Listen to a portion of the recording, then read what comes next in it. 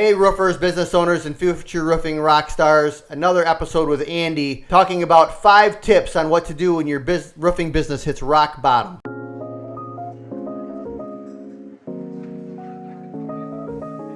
So there's been many points in our 20-year business where we were at rock bottom. We were having a hard time finding out how we were going to make payroll that week, or how we were going to make our payment on our loan.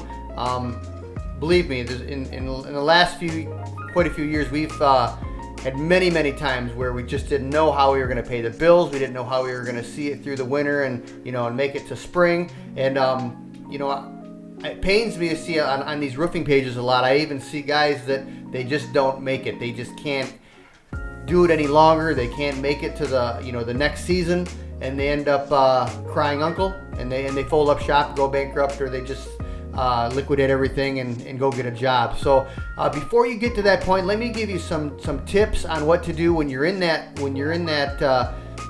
time of desperation. You've hit rock bottom, and so tip number 1 is you got to keep getting up and going to work on time. Now I know a lot of times they're in those dark days, you don't have a lot of work, you just you don't have a job or a project to go to, but I want to encourage you. Continue to get up at the same time. If you're used to getting up at 6 or 6:30 and going into work by 7:30, 8 o'clock, even if you don't have a project to go to, keep that itinerary going, keep that schedule going, so that other people don't see a change in your schedule. They still see you as a go-getter. They still see you as structured, and that'll keep you geared for your strategies. Number 2. Keep an optimistic attitude.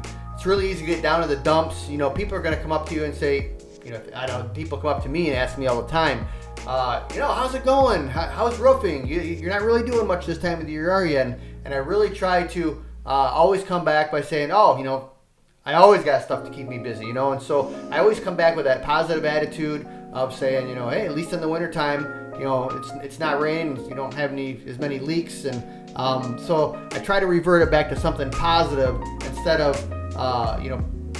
going into something negative, saying, well, it sucks to be a roofer at this time of the year, it's slow, and you don't want to come off with that type of attitude, because customers, even vendors and employees, they can tell you have that negative connotation in your voice. And so point number 2, keep a positive attitude. Number 3, make a plan.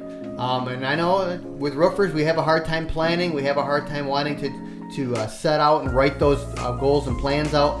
But I would motivate and encourage you to write down a plan. And maybe it's not an hour-to-hour plan, but at least do a day-to-day plan. On a Friday or a Monday morning, write out what you're planning to do the next week. And I know it might feel like if it's January, February, you don't have a lot of work going on, that you don't have a lot of things to fill up that schedule, but fill it. Fill it with creative time. Fill it with time for marketing. Fill it with time with meeting with salespeople, or fill it with time with maybe doing that training that you've been wanting to attend. Fill it with researching some tools, or researching materials. You can always find time to fill educating yourself for when the season you're too busy to do them things during the hot and heavy season. So fill your time and that schedule on a Friday afternoon or the Monday morning for that week. Number 4, strategize with vendors and banks.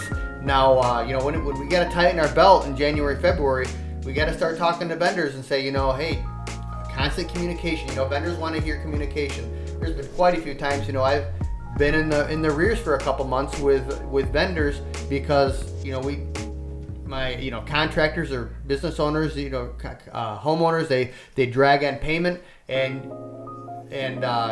you're waiting for that check, but your vendor, they want to see that check every month. So you got to be in communication with them if you're going to fall behind. Even if you don't want to talk to them, you're like, man, hopefully I can pay them next week. They want to know something. They want to know that there's a plan. So we have a couple vendors that we stay in communication with when if we're not too far behind, but they still want to know what's the outlook. What's the next 30 days going to look like? What's the next 45 days going to look like? What kind of jobs do you have in front of you? I feel like that you feel like you're letting them into your business, but that supplier is a good relationship that you want to keep going. So make sure you keep those lines of communication open. Also on that point is get creative with your financing. Start looking at what you can cut out of your budget. Maybe you need to cut out some meals, and maybe you need to cut out your inventory that you have sitting in your warehouse. Maybe you got a bunk of plywood or a bunk of board stock that you don't really need that there, and you need to return that. But you start tightening your belt and eliminating any scrupulous expenses that you really don't need. I always think back of how Lee Iacocca came into Chrysler. Back in the early 80s, Chrysler was defunct. They were going to go into bank. They did go into bankruptcy, and they were really in desperate times. So they brought Lee Iacocca in, and he made a lot of changes in that company that many people didn't like at the time. He started cutting certain lines. He started he did a bunch of layoffs with people, but he made some drastic changes in order to save that company. And what he also did in that company leads me to my point number 5, and that is he got creative. He designed that new, you remember when Dodge did the new design in the late 80s? I can't remember if it was late 80s, early 90s, but when Dodge did that very specific change where they did the front end of it started to look like a semi.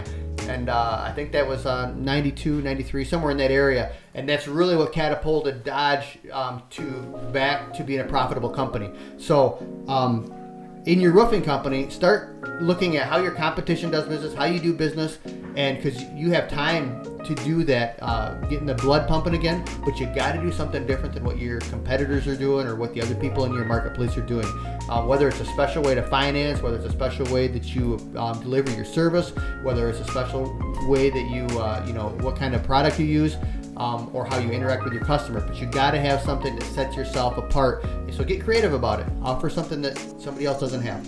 So just remember that when you're in those dark times, those dark days, that one thing I always remind myself of is, I built this thing from the ground up, from scratch, and I could do it again if I have to. But I'm gonna wake up tomorrow, whether I still have my business or I don't have my business, I'm gonna be alive. So you always gotta not worry that the worst. Don't think about the worst. Don't think about the worst things that could happen. Some people just dwell on that day to day, but you can't do that. Think positive, take action, and get creative, and keep in communication with the people that you're dealing with money wise.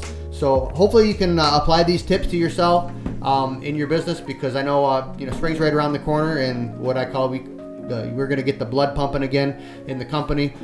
So I hope you comment down here below and let us know, how are you doing? What are creative things that you're doing in the off season to help make the next season better? And like and subscribe to the channel. That really helps us out. And hope you guys have a great week.